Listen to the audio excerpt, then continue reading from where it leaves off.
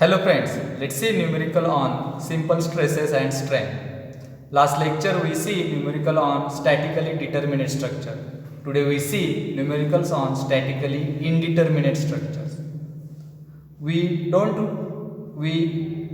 impossible to find out internal forces in a statically indeterminate structures by using a static equilibrium conditions alone. Okay, here we assume internal forces producing each part is a pull type or push type. Okay, then apply a simple equilibrium conditions and find out its internal forces. Let's see a numerical on statically indeterminate structures. A steel circular bar PQRS is fixed rigidly at P and S. Bar is subjected to axial loads of 60 kN and 120 kN at Q and R respectively. Then find the load shared by each part of the bar and displacement of point Q and point R. The Young's modulus of that steel circular bar is 207 kN per mm square. Okay, let's see here. First of all, we find out the area of each part. Okay, area of first part, let's consider this is part 1, this is part 2 and this is part 3. Then area of part 1, that is A1 is pi by 4 into d square, the diameter is 30, that is A1. Okay, let's see.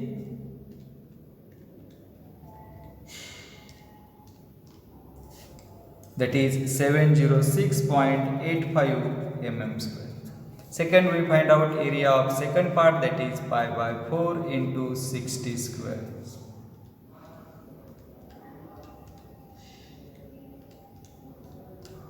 Okay, the area of second part is 2827.43 mm square.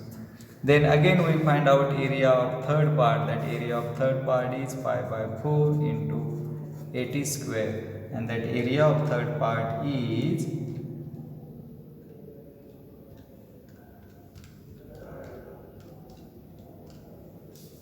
5026.54 mm square. Okay, first of all we find out area of each part, then we draw FBD of each part. Let's see FBD of first part. Here is FBD of first part, here is FBD of second part, and here FBD of third part. Let's see, and we assume in each and every part the internal resistive forces are tensile type, pull type. We assume that. Okay, here we assume the force in first part is, that is P1, both are pull type. Here force in second part is again pull type, and that force is P2, and force in third part is P3. Okay, let's see at a joint of PQ.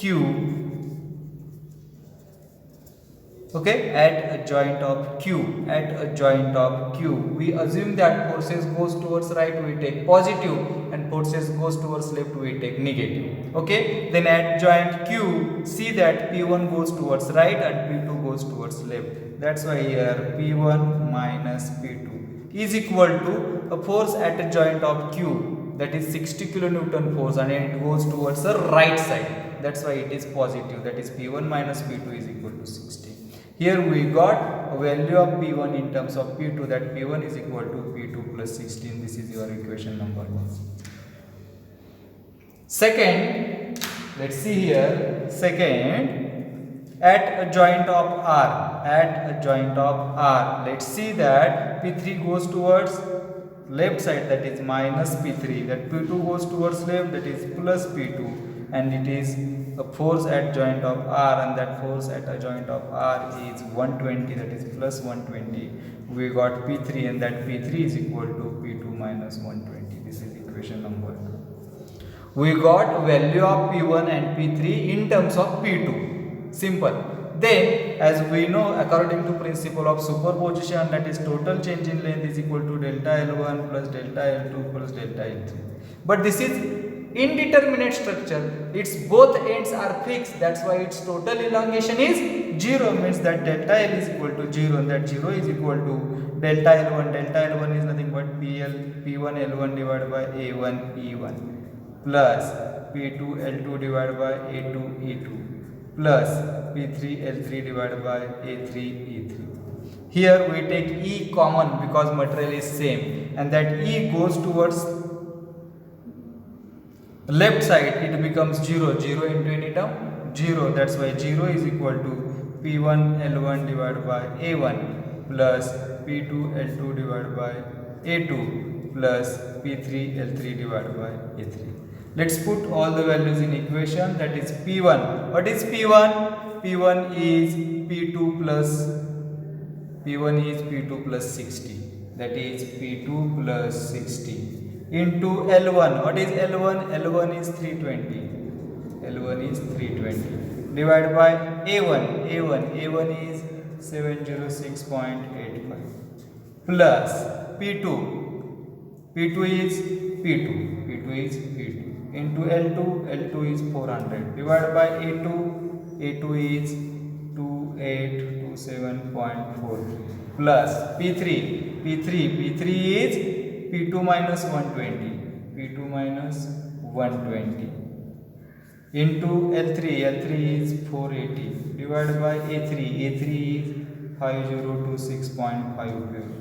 Okay, by calculating all these we got a value of P2, and that value of P2 is minus 22.77 kilonewton. Minus means it is a compressive. Internal resistive force is compressive type. Okay, we put that value in equation 1. We got a value of P1, and that P1 is P2 plus 16, that P2 is minus 22, that's why P1 is 37.23 kilonewton. Positive value means it is a tensile type, pull type of force. Again we put value in equation number 2, we got P3, and that P3 is equal to 142.77 kilonewton. Okay, the positive value means it is pull type of force.